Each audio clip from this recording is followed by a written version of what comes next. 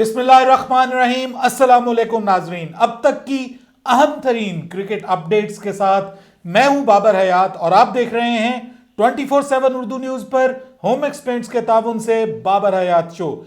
नाजरीन, पाकिस्तान के तीनों फॉर्मेट्स के कप्तान बाबर आजम को पाकिस्तान पहुंचते ही लगा है बड़ा झटका। क्या बाबर आजम का क्रिकेट कैरियर खात्मे की तरफ जा रहा है? कुछ बहुत बड़े किस्म के शकूक शुबात जन्म ले रहे हैं बाबर आजम के हवाले से। तफसील से गुफ्तगू करेंगे इस मामले में और आपको बताने जा रहा हूं कि जनूबी अफ्रीका ने पाकिस्तान के खिलाफ टेस्ट सीरीज के लिए अपने स्क्वाड का ऐलान कर दिया है। जबरदस्त किस्म के खिलाड़ी, खतरनाक किस्म के खिलाड़ी उनके स्क्वाड में शामिल हैं। आपको तफसील से बताऊंगा जनूबी अफ्रीका का स्क्वाड कौन सा पाकिस्तान आ रहा है। इसके अलावा यह भी बात करेंगे कि पाकिस्तान का जनूबी अफ्रीका के खिलाफ जो स्क्वाड है वो भी तकरीबन हतमी तौर पे तो नहीं लेकिन ऑलमोस्ट स्क्वाड जो है वो सामने आ गया है, मुमकिन स्क्वाड सामने आ गया है टेस्ट और T20 का। तफसील के साथ गुफ्तगू करेंगे, सो इस वीडियो को बिल्कुल आखिर तक देखिएगा, बिल्कुल स्किप ना कीजिएगा। और ये वीडियो जो है वो मैं इबाद के नाम करने जा रहा हूं, इबाद अली के नाम। ये एक छोटा सा बच्चा है, नाराज रहता है मुझसे और मुझे कहता है कि बाबर भाई मेरे हर सवाल का जवाब दिया करें। अब मैं जब मसरूफ होता हूं तो इसके सवालों के जवाब नहीं दे पाता तो ये नाराज हो जाता है। तो उम्मीद है कि जब ये अपना नाम सुनेगा इस वीडियो में तो इसकी नाराजगी जो है वो खत्म हो जाएगी। और आप सब लोग भी जो मुझे बार बार मैसेज करते हैं, कमेंट्स करते हैं, कभी इंस्टा पे कभी फेसबुक पे, तो जनाब उन सब से मेरी गुजारिश है कि जनाब बाज़ औक़ात मैं आपका मैसेज नहीं पढ़ सकता, अक्रॉस द प्लेटफॉर्म्स आप मुझसे राब्ता कर रहे होते हैं, तो थोड़ा वक्त दिया कीजिए। मैं आहिस्ता आहिस्ता सबके सवालों के जवाब देने की कोशिश करता हूं। लेकिन कुछ सवाल ऐसे होते हैं जैसे हाय हेलो, ये सवाल नहीं है। अगर सवाल है तो बात करें, हाय हेलो या चैट के लिए बहुत मुश्किल है कि मेरे पास वक्त हो। बहरहाल आगे बढ़ने से पहले आपसे गुजारिश के हमारे इस YouTube चैनल को जल्दी से कर लीजिए सब्सक्राइब और बेल आइकन को पुश करना मत भूलिएगा। मुझे फॉलो कीजिए इंस्टाग्राम पे @बाबरहयात शो और हमारे पेज को लाइक कीजिए फेसबुक पे @बाबरहयात शो। तो जनाब सबसे बड़ी खबर यह है कि जनूबी अफ्रीका ने पाकिस्तान के खिलाफ अपने स्क्वाड का ऐलान कर दिया है। लेकिन इस स्क्वाड पे हम बाद में जाएंगे, पहले बात करेंगे सबसे बड़ी खबर कि जिसके खतरात पाकिस्तान क्रिकेट के ऊपर मंडला रहे हैं और वो है पाकिस्तान के कप्तान बाबर आजम का फ्यूचर।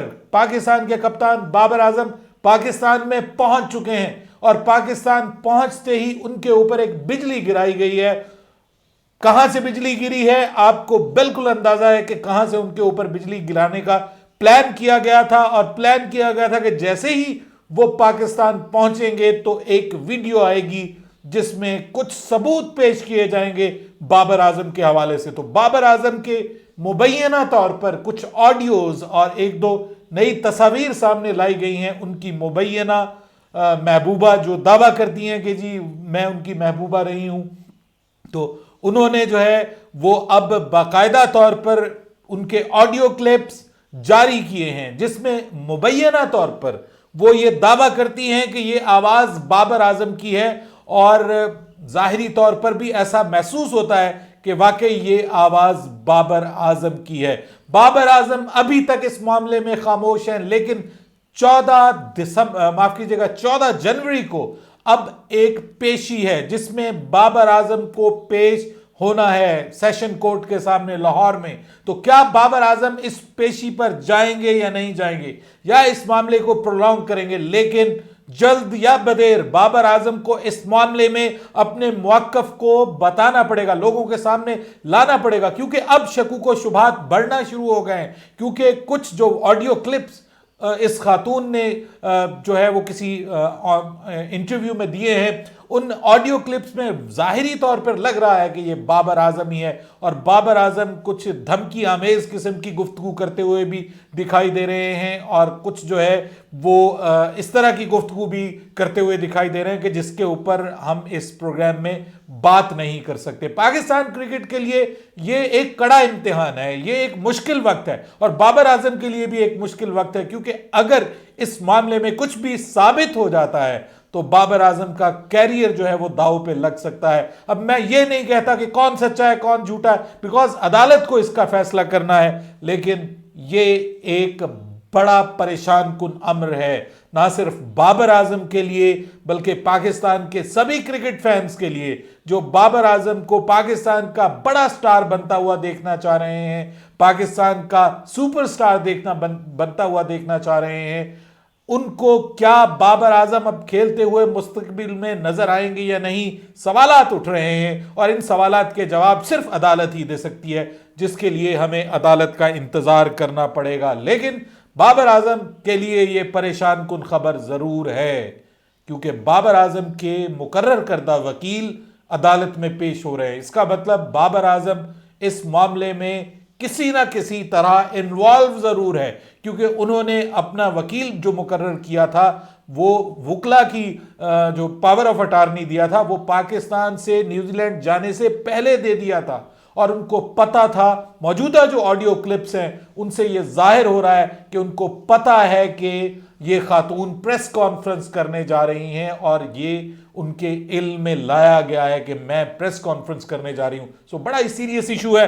बहरहाल उम्मीद करते हैं कि होपफुली हम ये उम्मीद करते हैं कि इस मसले से बाबर आजम निकल आएंगे। दूसरी जानिब जनूबी अफ्रीका और पाकिस्तान की सीरीज होने जा रही है। अब सिर्फ चंद ही दिन बाकी है जनूबी अफ्रीका की टीम के पाकिस्तान आमद में। 16 जनवरी को जनूबी अफ्रीका की टीम पाकिस्तान पहुंच जाएगी। एक चार्टर्ड फ्लाइट के जरिए ये टीम पहुंचेगी, स्पेशल फ्लाइट के जरिए ये टीम पहुंचेगी और उसके बाद फिर ये टीम क्वारंटीन हो जाएगी और उसके बाद फिर एक हफ्ते की क्वारंटीन के बाद, तकरीबन 10 दिन की क्वारंटीन के बाद ये टीम जो है दोबारा क्रिकेट में हमें नजर आएगी। 26 जनवरी से पाकिस्तान का पहला जो है वो पाकिस्तान और जनूबी अफ्रीका के दरमियान टेस्ट होने जा रहा है। 2007 के बाद ये पहला दौरा बनने जा रहा है जनूबी अफ्रीका का और किसी भी बड़ी आईसीसी टीम का ये पहला दौरा बनने जा रहा है। सो हिस्टोरिक मोमेंट है पाकिस्तान की क्रिकेट में, ऑब्वियसली हिस्टोरिक मोमेंट है। और जनूबी अफ्रीका ने अपनी बड़ी जबरदस्त तगड़ी किस्म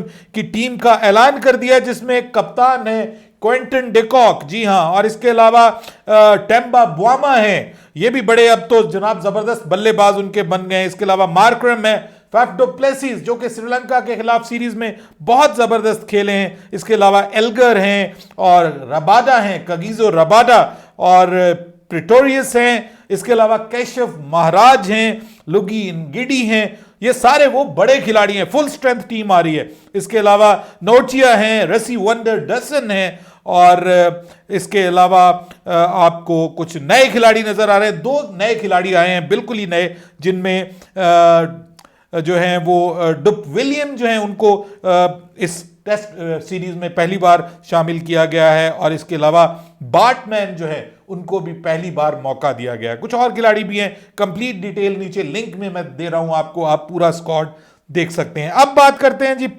आज आजम खान ने भी, बाय द वे मैंने पिछले प्रोग्राम में उनका जिक्र नहीं किया क्योंकि 3 मैचेस हो रहे थे, बीच में से मिस हो गया। आजम खान ने आज सिंध की जानिब से खेलते हुए 36 गेंदों पर 69 रन की एक धमाकेदार किस्म की इनिंग्स खेली है। और बाय द वे आपको बताने जा रहा हूं कि पाकिस्तान का जो T20 स्क्वाड अनाउंस होने जा रहा है उसमें भरपूर इम्कानात मौजूद हैं कि पाकिस्तान की जानिब से शर्जील खान और आजम खान दोनों पाकिस्तान की टीम का हिस्सा बनते हुए दिखाई देंगे। दीगर जो स्क्वाड पाकिस्तान का मुमकिन स्क्वाड सामने आ रहा है उसमें मैं आपको बताता चलूं कि पाकिस्तान का जो सबसे पहले टेस्ट स्क्वाड है, टेस्ट स्क्वाड में पाकिस्तान की तरफ से शामिल हो सकते हैं आबिद अली, इमामुल हक, बाबर आजम, अजहर अली, असद शफीक, फवाद आलम, इमरान भट्ट जो कि पहले भी टीम का हिस्सा थे। इसके अलावा मोहम्मद रिजवान। नए खिलाड़ियों में सऊद, शकील और कामरान गुलाम के इम्कानात मौजूद हैं कि पाकिस्तान के स्क्वाड का हिस्सा बन सके। इसके अलावा फहीम अशरफ होंगे और मोहम्मद अब्बास जरूर होंगे। यासिर शाह को भी स्क्वाड में जरूर शामिल किया जाएगा। इसके अलावा जो स्पिनर्स हैं उनमें नोमान अली या साजिद खान, इन दोनों में से किसी एक को शामिल किया जा सकता है। और जफर गौहर, सुहेल खान, शाहीन शाह अफरीदी, हसन अली, आगा सलमान जिन्होंने आज बहुत शानदार परफॉर्मेंस दिखाई है, ये भी स्क्वाड का हिस्सा बन सकते हैं। कायद आज़म ट्रॉफी में इन्होंने अच्छा परफॉर्म किया। वकास मकसूद जो हैं ये भी टीम का हिस्सा, पाकिस्तान के स्क्वाड का हिस्सा बन सकते हैं टेस्ट स्क्वाड की जहां तक बात है। और जहां तक बात है हमारे पाकिस्तान के साबिक कप्तान जिनका नाम है सरफराज अहमद, उनके लिए जो है वो मुझे लग रहा है कि बहुत मुश्किल हो जाएगा कि उनको स्क्वाड का हिस्सा बनाया जाए।